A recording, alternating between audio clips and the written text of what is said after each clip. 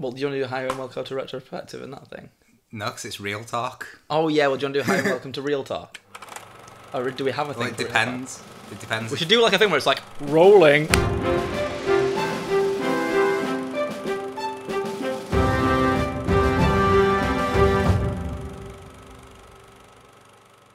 Hi, welcome to Real Talk. Today we'll be reviewing Guardians of the Galaxy 2, a remake of an episode of Futurama, where Leela meets a Cyclops who she believes is the last Cyclops on Earth, and she thinks she's found the one true member of her family, and then it all goes horribly wrong. This episode of Futurama was fantastic, and the remake, not too great. So, what did you guys think of the plot of Guardians of the Galaxy 2? Yeah, I wasn't really in it for the plot, to be honest. Which usually when I go to see a film I am. But, you know, Marvel, I'm not so much in it for the plot. Okay, alright, okay, that's fair. How about you, Ben? I'm with Jake pretty much. I mean, I think the plot... The plot shouldn't ever be said that it's not important, because it is. And I do think that it's probably not the strongest, but at the same time, it serves its purpose of just propelling these characters a little bit further along in their journey, so that presumably when they come and meet the Avengers in the Infinity Wars, you've kind of got that little bit more weight behind them. And I think that there is an important character that this film serves specifically, who we can go on to in a bit, but I think the whole purpose of this film really is to push forward one character in particular. Okay, that's where you're coming from. For me, the plot was dreadful, and pointedly dreadful. In the episode of Futurama I'm referencing, Leela meets this Cyclops guy, and he's like, oh my god, like, I'm the only Cyclops. And then they go, and then they're in like this weird sort of like, he lives in like this weird Greek paradise sort of thing that's really similar to where Ego lives. Leela is falling madly in love with this guy and trying to rush a relationship even though it might not be right for her. Fry tries to warn her. He's like, something's not right about this guy, I just don't trust it. She ignores him and kind of goes blindly into it. And then Futurama does this really funny thing where it's like Married with Children, because it's Katie Seagal playing Leela and this guy's sort of like playing an Al Bundy style thing. And it's like a really funny nod to like Married with Children. It's delightful. It's a really entertaining original version of it. It's lovely. And then, sorry, none of that happens in Guardians. There's no equivalent. Just the boring stuff happens in Guardians. And then in Futurama, whilst they're getting married, it turns up loads of aliens turn up from different races, and say, hey, you were supposed to be marrying me, you were supposed to be marrying me. And the idea is that he's a shapeshifter, and he's been going to all these different aliens. He's not a Cyclops. He's been telling all of these aliens, he's been pulling them all. Which is exactly the same as the twist in Guardians of the Galaxy, where Ego says, oh, I've actually been shagging loads of people, your mother wasn't special, and I gave her a brain tumour. Score! Now let's be best friends and rule the world. So characters, Jake, what did you think about the characters in this film? I very much enjoy the characters of Guardians of the Galaxy. More so in this film, for some reason. I'm not sure why exactly that is. I think it's because I needed to be introduced to them a bit. Okay, yeah. Because when I've seen trailers for Guardians of the Galaxy, I've been a bit like overwhelmed, I suppose you could say, with like the in-your-face comedy, like constant comedy kind of thing. So yeah, once I was introduced to the characters, started getting to know them a bit. And that was in Guardians 1?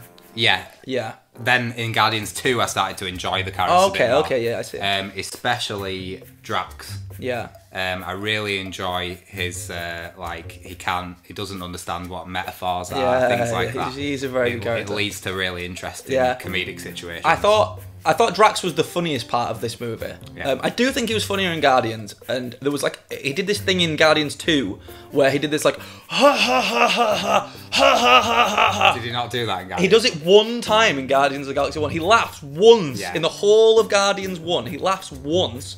And it's while they're riding like the spaceship into like into Ronan's evil ship, and it's like a suicide mission, and he's like laughing maniacally as if like, they're gonna have this glorious death, and it's really funny that he's laughing because everyone else is like, hold on, and he's just like, ha ha ha ha ha, laughing like a maniac. I think that would be a better use of his laugh. And he does it like he does it all the time in Guardians 2. I think I have to say first and foremost, Dave Bautista.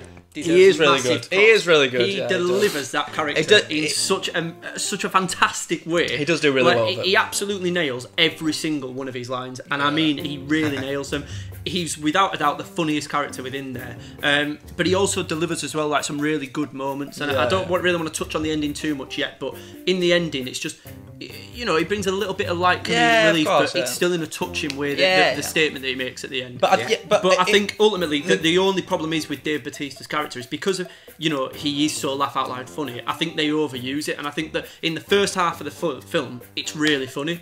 By the second half of the film, the impact significantly diminishes, and I think it starts to be a little bit overplayed. One of the major problems with this film is that a lot of the characters could have not been there, and not a lot would have really changed. Like, Drax just kind of reduced to comic relief, whereas in the first movie, he was sort of like the muscle of the team. He seemed like to have like a real threat and presence to him, and he also had like a real like a dark purpose to like avenge his family, which I think was really, really satisfying. And I think he lost that a little bit. I do think that there was also that scene where he was sat outside in the garden area with the girl, and she touched him. She's like, she just starts crying, and I think that that's almost quite powerful because instead of him shouting and screaming and saying, "Oh, I feel this," crying, it's so subtle that he's this large and life, loud, happy, outgoing character, but then within him that sadness still exists. Of course. I think that was quite a nice moment. It was a good way of expressing that. It was a nice moment, but there wasn't a nice moment among a load of like just funny lines, sort of, whereas the first movie had like the funny lines were the nice moments. The rest was this brooding sort of like this character. I love Drax, and I think that Dave Bautista was excellent, but Baby Groot stole the show, and I won't hear otherwise. Stole the show. I've got a feeling you disliked Baby Groot. I disliked Baby Groot intensely. I knew that was going to be the case, and I know exactly why. You're just very cynical. You're not kind of like. You think well, I'll tell you Baby Groot's for kids, and that's not for you, right? I'll tell you exactly why I don't like Baby Groot, and it's not because it's for kids. It's because there'd be a really clever joke, and like I'd give a bit of a chuckle. No one else would laugh, and then Baby Groot would come on and go, "I am Groot," and everyone would go. For me, I had a real bad feeling that Baby Groot was going to be like.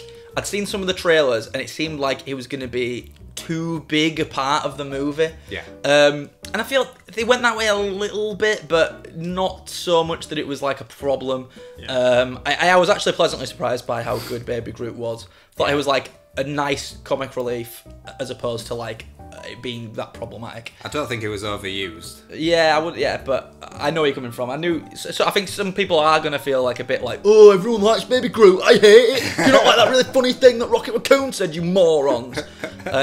But for me, I did actually quite enjoy Baby Groot. So it was good. Gamora. What do you like about Gamora, guys? Gamora had a good movie. Do you think she was good in this film? It's good. No, I don't. I think again there was nothing wrong with the acting. I thought what's she called now? Zoe Saldana. Zoe Saldana, yeah. I think that a lot of her development, and it's centred around Nebula, I think that it was a little bit forced. And I think for me, the one thing, she nagged and she moaned a little bit. And yeah, I get that she's got to be the voice of reason when everybody's seeing Quill go off with his dad. Yeah. She's the one that's trying to keep him grounded. I get that. But she never really got a chance to shine on her own. And a moment was maybe in those moments with Nebula. But it didn't work because one minute she's blasting the hell out of Nebula with a massive machine gun. Yeah. And then the next minute, she's pulling out the wreckage. Take my hand. Yeah, come on, I've got to save you. I've got to save you. Didn't you just shoot me with like a fucking, like, the gun from a starship, like in my fucking face? Were you not just shooting at me? Yeah, but that was just a bit of sisterly love. It was a bit of bants, that. Yeah, I wasn't convinced by the sister thing. It was really quite jarring. Gamora again is sort of, I think, similar to Drax, and I'm probably going to say this for most of the characters. Her role in the film is, what's her purpose? They touch on the romantic sort of stuff with her and Quill that sort of had already sort of been touched upon in Guardians, I felt. Yeah. Like, it wasn't like, oh, they're going to get a relationship in this movie. It was sort of like, yeah, I thought they were together. Like, yeah. It was sort of like, they were sort of spinning the wheels with it, like not just having them together at the start of the movie. They're sort of like drawing it out too. Yeah, it was just sort of spinning its wheels and like, well, but we're not going anywhere with this. I have to say, I do like that they also hit the nail on the head with that. They hit that straight on where clearly they're not ready to make an item between Gamora and Quill. So, but you have to acknowledge that within the film. And I like the fact that they used a reference to Cheers, something that I've never seen, but I could still get the reference that they're going for. Where Quill starts talking about the whole will the won't, it ruins it when they get together, and that's almost them explaining why we've not gotten together. And I thought that was clever. That was a good move on their part because ultimately, if you force them together in the second film, then where do you go from there? I know where you're coming from. I liked that. That was a good way of doing it because how else do you do it? You can't just let it fizzle out because then how do you then turn around in the third film and say, oh yeah, they did like each other, but we just didn't do anything. I know in the where you're second. coming from. At the same time, I think there's something to be said about having a characters in a relationship, because once characters are in a relationship doesn't mean like they're happy or that everything's perfect, but you can, I think there's something to be said about exploring characters beyond just the idea of will they, won't they, and I think Gamora has more to her than that. And what she does have more to her is the relationship with Nebula, which is a very big part of the first film, and their sort of rivalry. The big problem is, and this also touches on what I think, this is the one character I feel whose development was the biggest, and it is the most important within the film, and that is Nebula. I don't know if you both know, but Nebula is a massive part of what will eventually happen with Thanos. She plays a huge role in that in the comic books, and I'm assuming that's the role that they're going to go down with this. Definitely seeing, she was good in it, was Nebula. And Karen Gillan, sorry, let's just go on to Nebula. I saw Karen Gillan's name in the credits, and I didn't know she played Nebula. And then I thought, oh, Karen Gillan's in this film, that's quite cool. I've not seen her absolutely smoking hot redhead. I've not seen her in a while. Looking forward to her in this film. That's what I thought when I went into Guardians 2. And then I was like, oh, what? And then I rewatched Guardians, and I was like, Karen Gillan's in this one. And it just sort of twigged that I was like, oh shit, she's Nebula. She's playing Nebula. And I think it's a tremendous. The makeup job there is unbelievable. Like, she really does look amazing. Right, like, listen, because that was a terrible aside, right? Sorry, you cut me off mid-point then just to tell me how hot Karen Gillan is. No, well, yes, she is. Didn't recognise no, it. I didn't recognise it. I thought it was really cool. I thought she's really good as it. That's all I'm saying. Put a pin in that, right? The point is Gamora can't be in two places at once, okay? So I'll go back to that. But the reason she needed to be with Nebula is because of the role that Nebula plays. But the problem that you've got is that Nebula almost tries to make her own development. She goes into the story of telling Groot of, oh, this is what's happened to me, and, these are the atrocities that Thanos inflicted upon me and everything. So almost they rely on that sympathy that the audience is then giving to Nebula to explain the change in Gamora's behaviour and Gamora's stance. But Rocket Raccoon, I thought as a character, he didn't really, his role was really sort of reduced in this film from what it should have been and from what it was in Guardians, and how big a character he was there to how big a character he was here was a real shock. Well, not a shock, but it was just, he was not a big part of this film, really. They had him falling out with Quill just to give him something to do. Yeah, just to give him something to do. It didn't feel really particularly natural or anything. Like, the development it has of being like, hey, you know what? Maybe I shouldn't be such an asshole. Like, that loses friends, doesn't it? Being a dickhead. Oh, I'll just be a nice guy from now on. I'll try and treat my friends with more respect. It's like, what? It does pretty much literally say that. I know. Yeah, I've never really liked Star-Lord in the first one or this one. I thought it was great. I think he's a really, really likeable lead. I think he does a really good job, bringing all the characters together. Still a very funny character in his own right. I think he's, the sort of especially in the first one, where he's a bit more of an outlaw come sort of hero. I think that worked really well in the first movie, and it's missing a lot in this one. I thought the relationship between him and Ego was dreadful.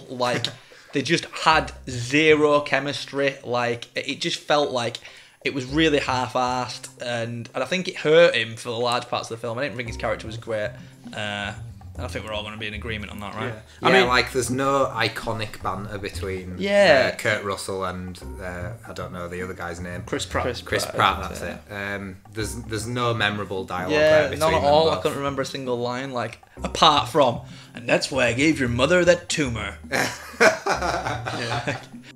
But for Yondu in this film, I thought Yondu was a really good part of this movie. I think he did a great job. His character was really entertaining. Because he still had the dark edge that a lot of the characters had in Guardians, but I think lost in this movie. Where Rocket was just sort of a lot funnier, sort of nowhere near as sort of maniacal as he was in the first one. Drax, as we said, didn't have as dark it didn't have a purpose, wasn't a vengeful lunatic like it was in the first one. But Yondu sort of did have that sort of dark edge to him, where it's this guy is going to murder some people, and he's going to be funny while he's doing it, and he's going to be a bit of a badass. And I really liked that about the character. His power was awesome. The whistle thing, the arrows, really cool. Yeah. I thought he did a really cool job. I thought the character was very good in this film. Michael Rooker, who plays him as well. Yeah, he did a great job. Brilliant.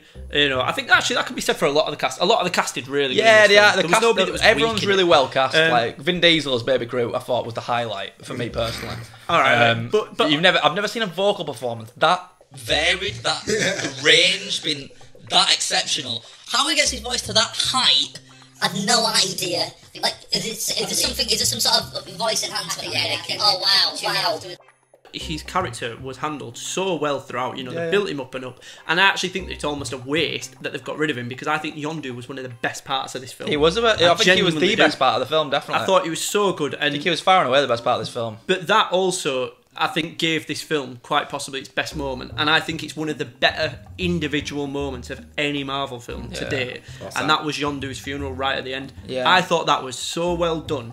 And I just think the aesthetics of it all, the way that... I mean, you're looking there as though you disagree. I thought it was really good. I think it was a bit over the top for a character that is like...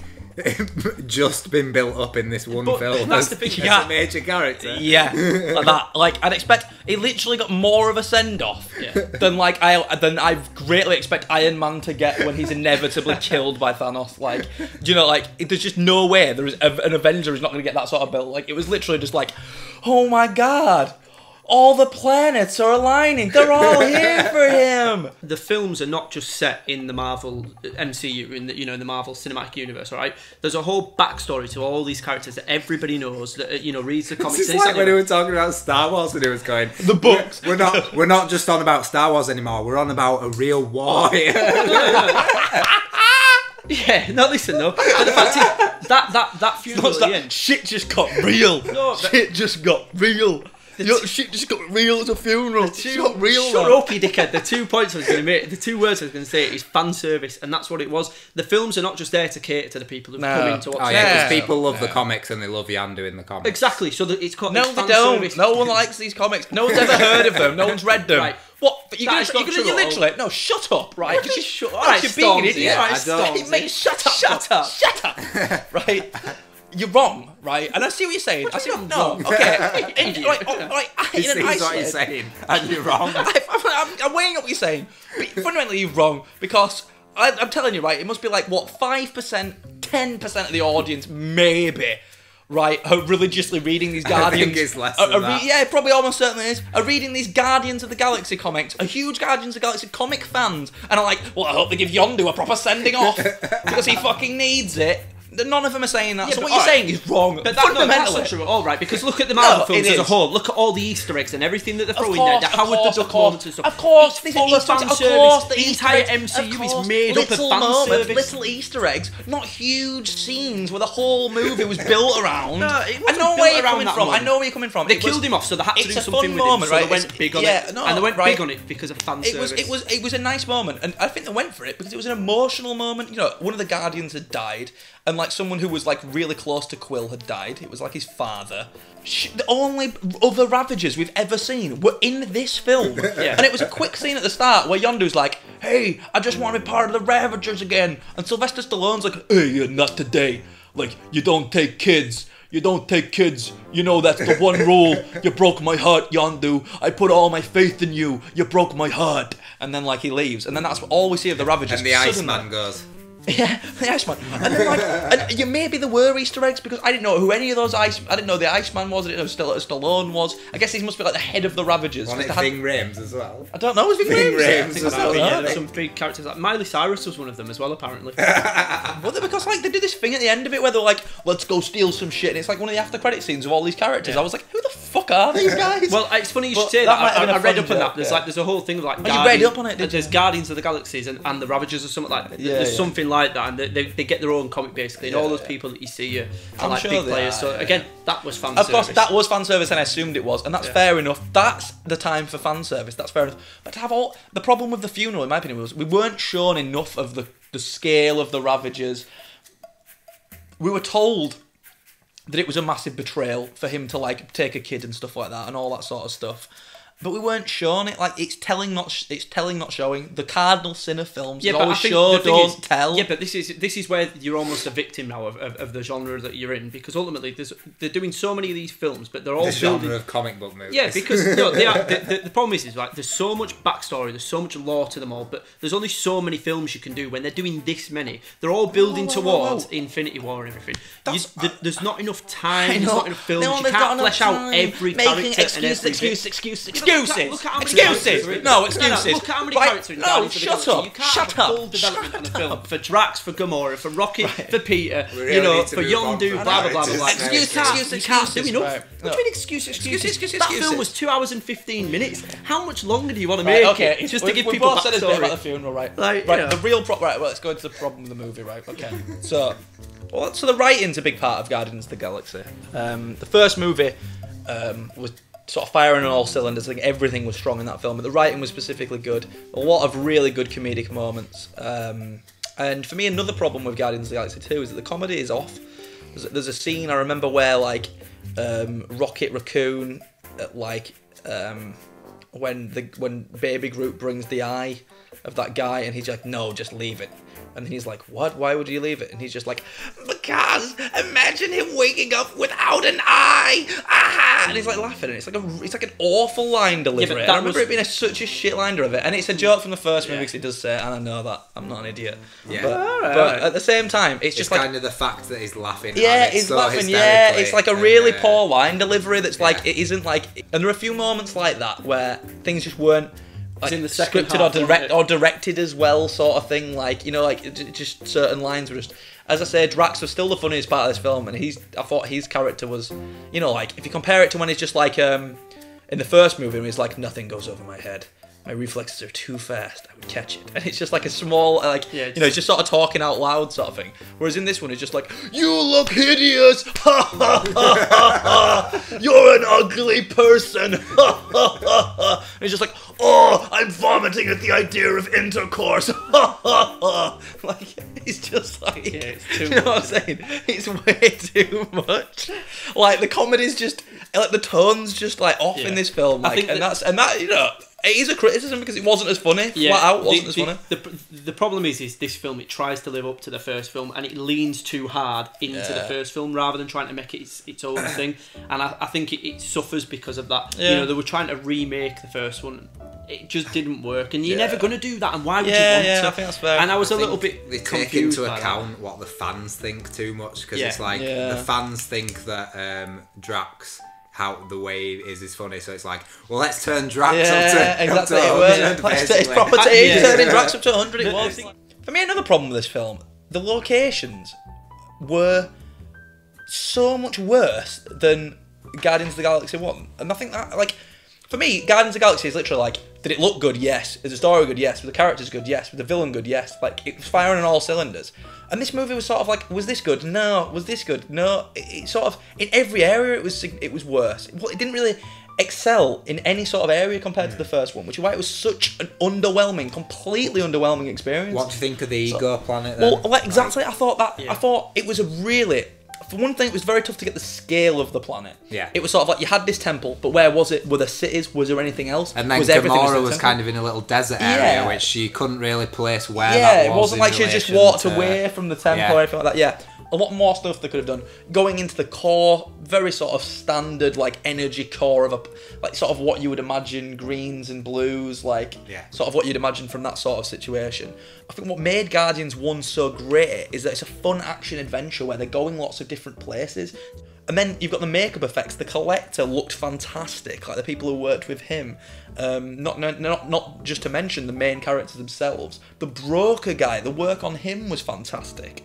Like, all the characters were, like, everyone in it looked amazing. There were loads of different characters in it.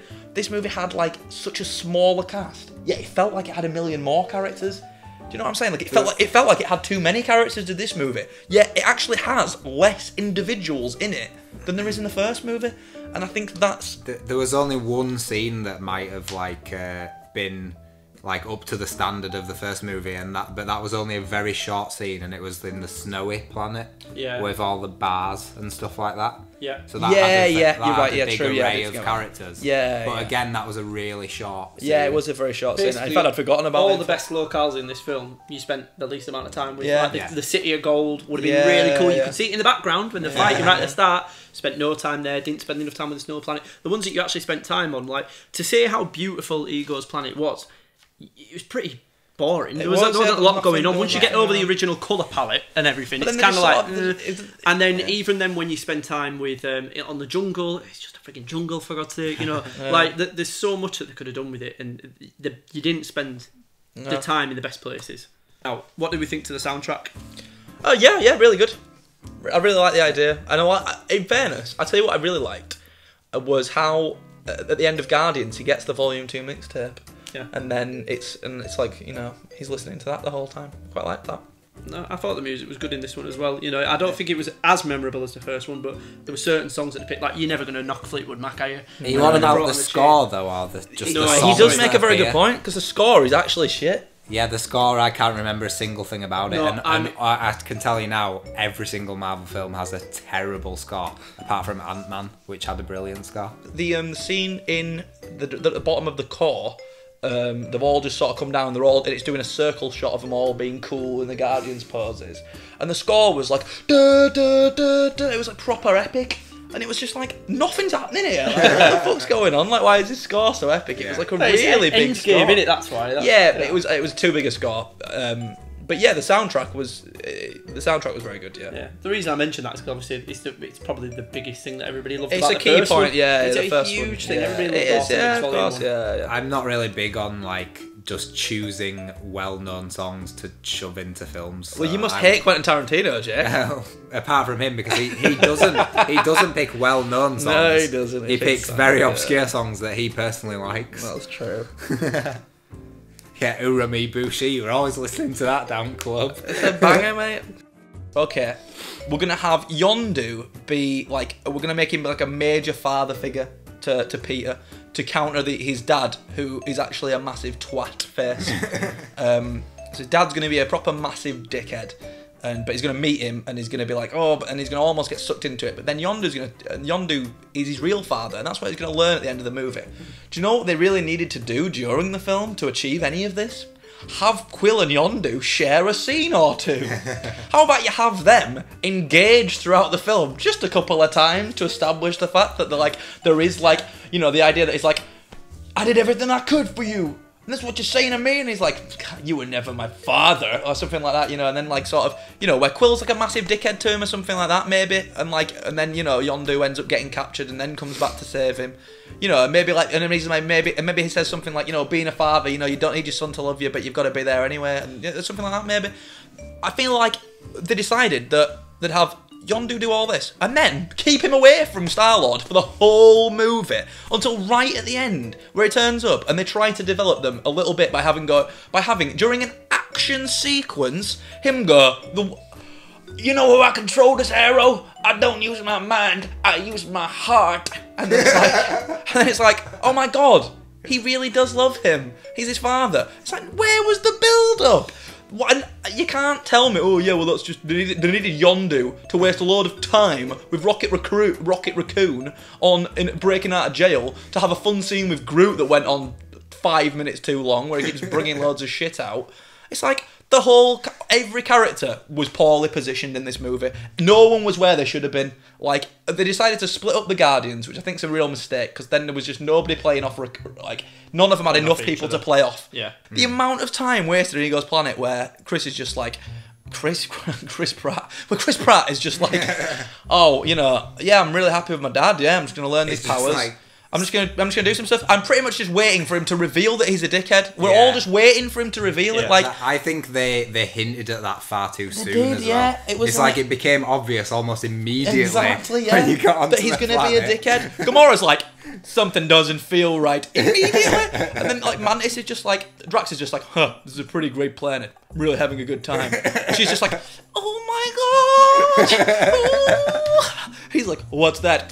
Never mind. It's just like, and then it's just like, she's gone away. Let's all waste time doing nothing, and then we'll speak to her in a little bit. And I think the whole part there's no urgency. With Kurt Russell explaining everything. It was unbelievable. It took forever. It's just like making all these sculptures and stuff, and it's like, yeah, we've seen one. That's kind of enough now. I've made all these sculptures. But then it is and this is actually, I'm angry about this because this is horrendously lazy writing. How he brings them all together is absurd. It's one thing for Gamora to see all the bones and be like, what the hell are these bones? And then sort of go up and try and... There's no confrontation where she forces the twist or anything like that. There's not even a confrontation. She doesn't come in and she's like, what are all those bones? And like, and Quill's like, what? And Ego's like, what bones? I don't know what you're talking about. Shut up, woman, and like hits her or something. You know, she's like, we need to get out of here. There's nothing like that. It's just like, just Star-Lord just goes off of him. Everyone else is sort of discussing, we need to get out of here, but he just goes over. And Ego just says to him, you know, it's great that you're pretty much going to help me you were going to destroy the whole world together. It's really good that you're my son. But your mother, well, she wasn't the only one I loved. I had lots of other alien lovers. All of my children were a huge disappointment, but not you. That's why I had to give your mother that brain tumor. It's like, why did he tell him? Why? The one thing you don't do, you're the villain. You've got him on board and he's like, it's beautiful. I can't wait to do this. And he's like, I'm really glad. That's why I gave your mother that brain tumor. Like he wants him to turn on him. I think that the pacing in the middle of the film was poor. Yeah, it was awful. Shouldn't have split the characters up, certainly not for as long as they did. The key characters didn't get the screen time together that they needed, and for me, that was Gamora and Nebula and Peter and Yondu. Yeah. Time together. Yeah, definitely. Rocket needed time with anyone. He could give him anyone to work with. Yeah, no one. But then, yeah, I certainly thought that Ego was a weak villain. Now, I think that there's a reason for this now, and I'm not making excuses for him again before you start, but the problem is with this timeline that they've set up with Marvel is like you had Guardians 2. That's it, before Infinity Wars. So you needed to cram everything that you needed into this film, okay, which, as I said, was all about developing Nebula, really, and just pushing the rest of the characters along that little bit further. And I think the problem that you've got by that is that you end up getting these moments that seem cheap, because I don't think they were expecting Guardians to be as big as it was. So in the original timeline, I think that probably, if they had the benefit of hindsight, they would have probably allowed for another Guardians film. Like Iron Man's had 3, the Guardians would have had 3 beforehand, and I think they would have introduced Ego slower, that have shown how powerful he is on a slower basis, and hinted at all these things. I think Thor Ragnarok coming up would have been a brilliant time to start, because that's in the cosmic universe, whatever else. Yeah. They could start mentioning this Ego and this all-powerful, being. And ultimately, I think what they did is, because they tried to cram it into one film, you never really got a sense of how powerful Ego was supposed to be. You never got a scale of his power, and I think what certainly cheapened it is he's talking about all these billions of years that he spent honing his powers. All comes undone within like an hour. And, well, it's not just that, but it's the fact that Quill made Pac-Man in a day. Like, are you kidding me? Like, and don't get me wrong, that was funny, but it's just like I do think that they've gone into this film with one hand tied behind the back, because it's all about setting up the Infinity Wars. It's intensely and that's rushed. Stopped them. And if they'd have had one more film to flesh out Yondu, to flesh out the Ravager background, to flesh out Ego, to push these characters along at a more authentic pace, you'd have got a more authentic movie and a better rounded movie. That's one of the reasons why I'm kind of fundamentally not interested in these Marvel films, because it's kind of like a Batman versus Superman situation, where they just did it to set up the next film. I think what you're saying there is generally can be applied to a lot of the Marvel movies, but I think there's been some fantastic ones. I thought Civil War was brilliant. It was absolutely fantastic. It was a great use of everyone. I thought it was good. That was the one that I was hoping for. I liked Civil War was absolutely immense. I had an issue with the pacing. Tobey Maguire's Spider-Man, that was phenomenal. Yeah, Tobey Maguire's Spider-Man was great. No, but and basically the 2 Captain America films have been the best 2 Marvel movies for my money. Winter Soldier and Civil War, I think, have been the 2 best Marvel movies. Winter Soldier and Guardians one. But and the thing is, what they do really, really well, right? What those films do really well is they have their own story, and everything's achieved well within the stories, and they set up everything else. Yeah. I get what you're saying. This movie had to be rushed because they were probably already way too committed to having Peter's dad be in it and this Ego character. I guess I assume it's from the comics and everything like that. So they were probably way too committed to having it, because obviously they mention a lot of the stuff like at the end of Guardians, like your father must have been a being of unimaginable power and all that sort of stuff. So they probably were already way too committed, but that is not an excuse for a poor film. The idea that the movie was rushed, yeah, it was. They didn't have time to do everything. Yeah, they didn't. So, what are you trying to say? Oh well, yeah, but it wasn't still good. It was a poor film. That's the point I'm making. You can't say, well, yeah, but they're just trying to set up thingy, and that's why it was bad. Yeah, I'm not saying they weren't trying to do that. This movie was bad. Like, that's all I'm saying. All I'm saying is this film was bad, and not every film has to be. Civil War wasn't bad, and it was setting things up. You know, like, the point I'm making is that there's only so many excuses you can make for this film.